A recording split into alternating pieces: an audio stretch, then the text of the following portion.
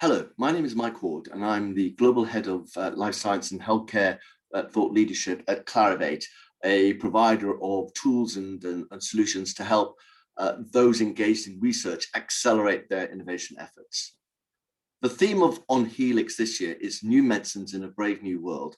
And if there's one thing that we have learned in the past year and a half, it's that science-based and high-risk research embedded in a strong life science industry ecosystem can bring lasting solutions to the health challenges, and that regulators and policymakers can actually have a catalytic impact on the pace of innovation by either actively promoting activities or removing some of the barriers to progress. So within this in mind, I'm delighted to be joined for this fireside chat by Claire Skentelbery, who has an impressive track record as an advocate for the life sciences sector, convincing policymakers of the value that this sector actually offers. So Claire is currently the Director General of EuropaBio, which is the European Association for Bioindustries, and is so ideally placed to talk about how the sector is seen by politicians and policymakers. So Claire, thanks very much for joining me. No, it's great to be here. It's lovely to come and talk to One Nucleus. Yeah, and I guess in your case, given the fact that you were at EuropaBio like 2 decades ago, I think that's when we first met, and that was the precursor of One Nucleus. So it's a kind of back to the home. Yes, yeah, back in the day. Yeah. So I mean, if we sort of look back to, in fact, it was on the eve of the pandemic. EuropaBio published a report which was entitled "Unleashing the Full Potential of Life Sciences and Biotechnology in Europe." And that was a document that was highlighting the value in the sector in terms of what it provides in economic, environmental, and societal terms.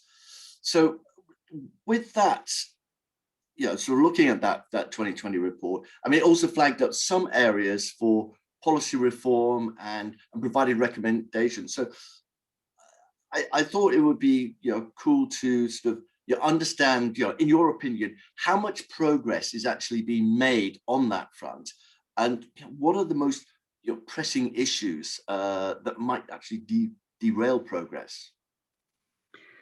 That's a great question, because that report came out in January 2020, and in fact, the European Commission also published their industrial strategy literally the day before the World Health Organization declared a global pandemic. So a lot has happened in what seems like a really long number of months when you think about how long we've been working from home. So yeah, we went and looked back at the report because we had a long list of policy asks that came from that report.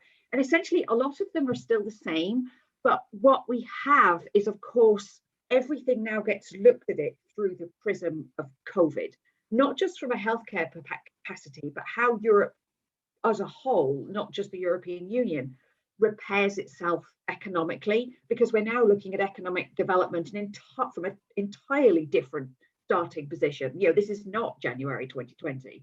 This is May 2021, after the most prolonged shutdown that Europe has seen for an extremely long time. As I said, the policy areas still remain the same, but we've seen a lot of action from the European Commission, almost uniquely within a COVID capacity, looking at manufacturing, looking at resilience of global supply chains, looking at the vulnerabilities and the fragmentation within the single market. So it has really helped us to magnify practically where the impacts are when things don't go right and what we need to fix.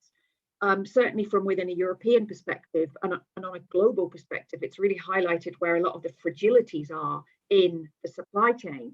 And those things don't happen on their own. They're created through policy. So where we've seen massive disruption in supply chain, particularly for existing technologies, there's a reason for that. There's a reason why they're all consolidated in one area of the world or are very easily disrupted. So I think we've seen a lot of mapping and a lot of policy development from the Commission in particular on what we need to alter in the relatively short term. And I'm really happy to see that they've recognized that it's a multifactorial approach. You can't just throw money at a technology and then say we've solved it. the existence of the technology is only a very small part of the solution. The technology actually has to get to where its intended destination as well. And with a lot of the recent examples that we've had around, IP, for example, COVID has provided an extremely vivid example of what happens when something is or is not working well. And so the biomanufacture, being able to get critical medicines through that already exist, the role of intellectual property in enabling long-term investment in incredibly complex products. These are all really well reflected through what has happened in COVID.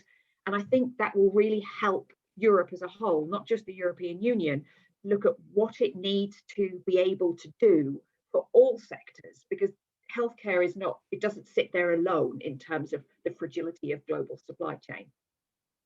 So we're really happy to see lots of changes, both on the tech side, the financing side, and also on the regulatory side, which is super important. Yeah, I mean, one of the things that we actually saw, during the pandemic was actually how pragmatic, regulators could actually be when it came to, for example, regulating sort of the medicines and the vaccines that were being developed to help COVID-19 patients. I mean, certainly at much faster rates than had previously been recognized. So sort of thinking about that, and the fact that some barriers, could be lowered, right, to actually ensure that that happened, because we were in an emergency situation. What are the sort of the biggest regulatory barriers to innovation that sort of exist at the moment that actually, it could be reduced without too much pain?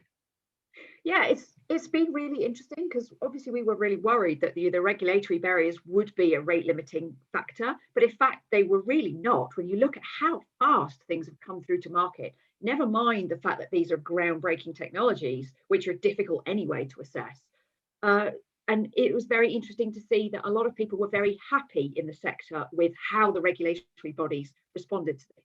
And I know we can't expect this to be like this on an everyday basis. This was clearly an emergency situation where increased agility and resources need to come into the system really quickly.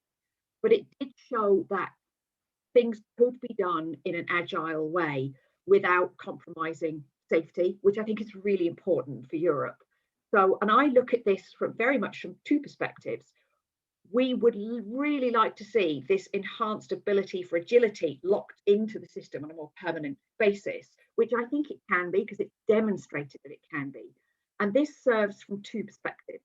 It serves not only from the need for critical access to medicines quickly, but also for Europe, and in fact, globally, for countries to be able to meet their Green Deal objectives. Because when you look at highly regulated sectors such as pharmaceuticals and therapeutics, you've got a lot of APIs, for example, that are produced through some fairly old school chemistry. And this is an opportunity to make a transition into a much more sustainably produced, healthcare supply chain, but also part of creating a more competitive environment inside Europe. And the regulatory framework needs to enable that. And if it's too expensive and too slow to do that, people are not going to alter how their supply chain operates. So it's not just from the access to novel medicines, it's how we can transition the whole healthcare supply chain into a much more lean and agile delivery pathway.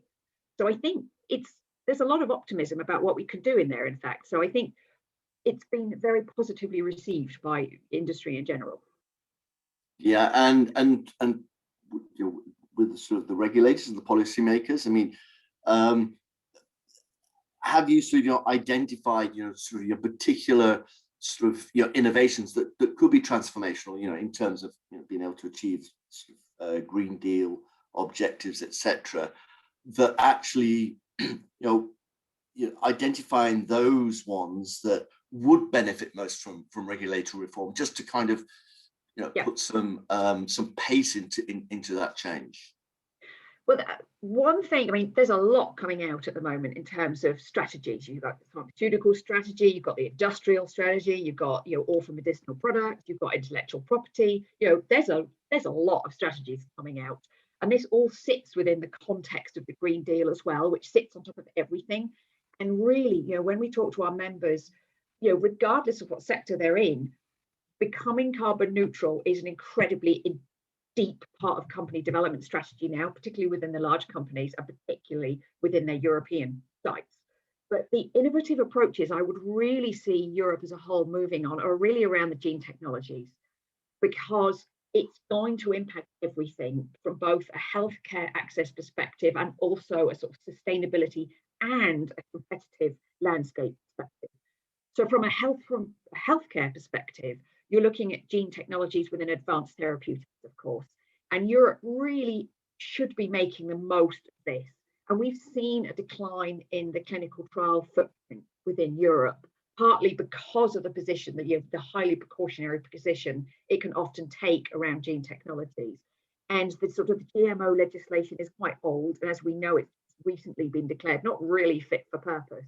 And so I think from the healthcare side, this innovation needs to be really moved outside the current legislation and exempted from quite complex and restrictive pathways. From an industrial biotech perspective, this also, it's a huge area of development, and particularly for Europe, where a lot of these technologies were developed in the first place. And we really want to see, not only novel products being able to be produced through very sustainable processes, but also their ability to transform existing industrial process. And that goes across all sectors, especially when you look at energy intensive sectors. You can replace the same molecules now with much more sustainably derived molecules. You can lower the energy footprint going through that process. You can increase manufacturing of novel products, particularly around sort of food production. And that we really want to see that happen in Europe, rather than the technologies developed here and manufactured somewhere else, because we will simply become the consumers of the products from our own technologies. So there's a lot of those are really probably the core innovations that I think Europe is going to move on. The recent NGT study published by the European Commission was very encouraging in terms of the technology-driven approach to it. And really, when you bring the Green Deal back into the equation, this is how industry is going to transition, because it is the logical pathway forward. And it's a fantastic, industrial biotech is a fantastic technology, and it will contribute very strongly into the production of APIs and other healthcare precursors as well. So it doesn't sit on its own as a technology. Yeah. I mean, just sort of focusing on sort of the pharmaceutical space. I mean, I know that EuropaBio looks after industrial biotechnology, ag bio, as well as the pharma space. But looking specifically at the pharma space, you mentioned about the sort of the advanced therapies, cell and gene therapies, and the fact that there is sort of legacy legislation that could have a negative impact. I was just sort of wondering if you could sort of share sort of specifically sort of the revisions in European pharma legislation that you think are most pressing, that need change, so that we actually sort of future-proof, sort of patient-oriented biotech, going forward. Yes, I mean, when you look at the strategies coming out right now, and I've already mentioned the pharmaceutical strategy, the OMP strategy, again, intellectual property. What we need to be able to do is ensure long-term incentives for obviously in early investment now in incredibly expensive long-term development pipelines. Nobody listening to this misunderstands how long and how expensive novel therapeutics are. And so what we want to ensure that comes from the legislative changes that we see in the pipeline are that those incentives enable confidence in long-term investment. So we've seen a few things now, specific examples that we have now are perhaps around the redefinition of unmet clinical needs, looking at incentivizing through first product access to the market. Some of those things, whilst they might sound, theoretically good, they can often have negative impacts as well. So if you're going to incentivize the first person to get to the market for a clinically unmet need, you're going to disincentivize the second and the third people. And often we've seen over many years of looking, it's not necessarily the first product in the market. They penetrate that market, but it's the second and third generation technologies that push on behind it, which are just as expensive and difficult to create, that really start to make the difference for patients in terms of efficacy of the complete healthcare. Because also a single product in the market for a particular clinical indication doesn't make that unmet need met. It's a part of the answer. So I think we need to be super careful that where you are proposing changes, understanding what knock-on effects those might have. So we don't want to disincentivize multiple people working towards market access for, particularly around rare diseases, because it's such a big target area to go at. Yeah, I guess those sort of unwanted consequences are something that is part of that future-proofing process. Yeah. So, I mean, you've added sort of a track record of sort of working with sort of the policymakers, the politicians, etc. And over that period, there have certainly been times when there has been legislation that has in some ways held back potential progress. So I just wondering, in recent times, have you seen any sort of evolution in terms of sort of policymaker views, by preferring the sort of, I guess, the innovation principle rather than the precautionary principle, sort of, and what more needs to be done to actually nudge them in the right direction? Yeah, that is really interesting, because of course, again, and this is where COVID comes back into play, it's given extremely clear examples of what happens when you cannot access, you are lacking entirely a novel therapeutic, you cannot access existing therapeutics, you cannot access things across borders. It gives very exact examples. And again, the IP aspect to this comes in as well, because you can see the direct consequences and the messages that have come out. They're saying, if you make, if you enable access to IP worldwide, it's going to prevent future investment in the significant parts you need to develop very complex, novel materials. And it's also looking at what the consequence of having that lack of capability as well. And if companies are incentivized to just create in one place in the world, often, and what we saw with the vaccine production is, in order to switch production capability quickly, you don't have spare capacity, you have to switch off something else to make your vaccine. And so it's not just people with COVID that need access to novel medicines, it's people with long-term medicinal needs that still need access to the same products. So you can't move one thing without impacting something else. And so the innovation principle has really been understood better by policymakers, I think, because they've understood that you cannot switch complex materials manufacture on overnight. You need long-term investment. And I'm always really happy to use Belgium as a proud Belgian, of course. I'm always happy to use Belgium as an example, because it has invested for decades in large-scale production of complex biological materials. And that's really performing now, but that doesn't happen overnight. So I think policymakers have a much better understanding now of both the long-term need for development, not just of breakthrough sciences, the ability to deliver them, and also the multifactorial aspects of how those medicines then become available. So they understand that you cannot just click your fingers because you have a nice molecule and that will become available to everybody overnight. So I think the regulatory, the financing, the market access perspectives are now understood better because we've seen them through using examples from COVID. I mentioned that EuropaBio it's an organisation that is there to promote the sort of the bio industries and sort of represents sort of small startups all the way up to sort of the big pharma, or sort of the big biotech companies, as well as sort of national biotech associations. I'm just wondering, one of the, I guess, the sort of the missions or the visions for the healthcare industries is actually to provide sort of better medicines. I mean, so the title of this is New Medicines in a Brave New World. And I was just wondering that there is a sort of a movement for businesses to be more patient-centric, to listen to the voice of patients. So as a, I guess, a pan-European organization, what engagement or interaction do you have to ensure that sort of the patient voice is being heard? Oh, it's ongoing, and it's been really interesting at how central to the process patients have become over the last 10 to 15 years.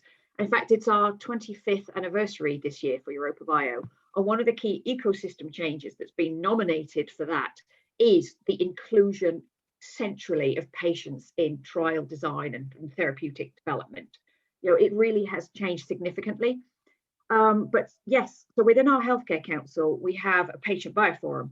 And so that meets regularly, and there's hopefully a fairly constant stream of conversation between those working in the sector and those patients driven by it. And often, of course, we're all patients at one point or another in our life. There's a big overlap of people that come from science, but also are patients and themselves carers, whether it's themselves or their children or other people in their family. So it's really important to keep that voice going. And it's really important that it's really diverse. Because again, I keep coming back to you, when you change one thing, something else changes somewhere else. And one of the big voices that we heard recently was the fact that, if you have reduced access to, say, oncology products, that has a really big impact on somebody in the very short term. If you've got large scale vaccine production and reduced oncology production, that's a big thing for somebody. Plus ongoing medicines, such for metabolic disorders, for example. The absence of those medicines when you're responding to a crisis creates another crisis. So I think it's always important to go back to the source and say, how is this impacting you? What do you need for the sector to respond to? And that's not necessarily for the biotech companies themselves to respond to. It's more to understand the whole ecosystem, so that if you change one thing, you don't prevent something else from happening. And that's where it's also interesting to look at this in perhaps the rare disease space, because Europe needs to play to its strengths, which is the ability to have cross-border healthcare. So when you have, a rare disease by its very nature doesn't have a critical mass of people in one country. So you cannot expect to have a particular disease center of excellence in every single country. What we want to be able to do with patients is enable them to travel across borders for specialist point of care therapeutics and diagnostics, which can then be transferred back for more maintenance back into their own country. And the patients are incredibly central to this, because they're the people that have to get themselves to another place for a treatment and get themselves back to maintain that treatment. So the voice, I think I'm really happy at how close the voice is now, but it always needs to be strengthened and it always needs to be expanded. Right. So Claire, this has been great. Really enjoyed speaking to you and seeing you again.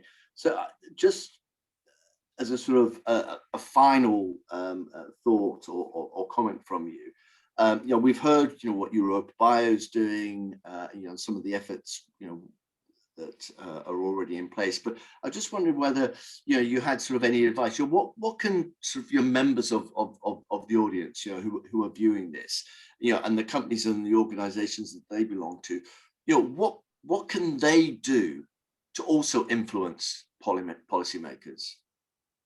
I think that probably depends which country you're in. I understand in the UK now, access to specific WhatsApp groups is the obviously the formal policy channel these days.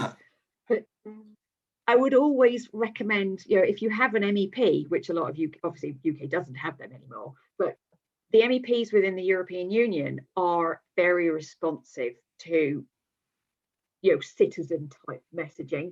and they're very active these days, even if the Commission kind of wishes they weren't sometimes. So I would always, my advice is always go to your MEP if you can, because they, they're very alert to this kind of stuff.